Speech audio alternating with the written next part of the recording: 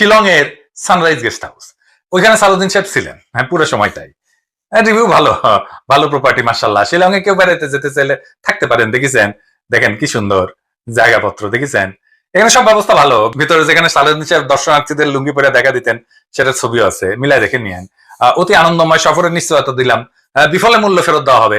আমরা কলে এই সানরাইজ গেস্ট হাউস কোনো পয়সা করে দেয় নাই বিজ্ঞাপনের জন্য, ফ্রি ফ্রি করলাম আর কি। পরিবেশটা সুন্দর না, কোনো হইচই আছে? হ্যাঁ নাই। এখানে কিন্তু পুরো সময়টাই কাটাইছেন। উঠিছেন মে মাসের 2015 সালে।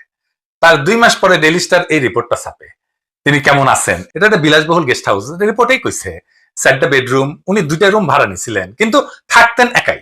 দেখেন রিপোর্টে বলা আছে, অন্তত এই রিপোর্টে তাই বলতেছে। কিচেন আছে, খুব চমৎকার ড্রয়িং রুম আছে, ফায়ার প্লেস আছে, সবুজ লন আছে, পিসের সবুজ লন, এটা দেখে দেন। এইটা সে লাইব্রেরি আছে, বার আছে, তাতে মদ্যজাতীয় পানীয় আছে।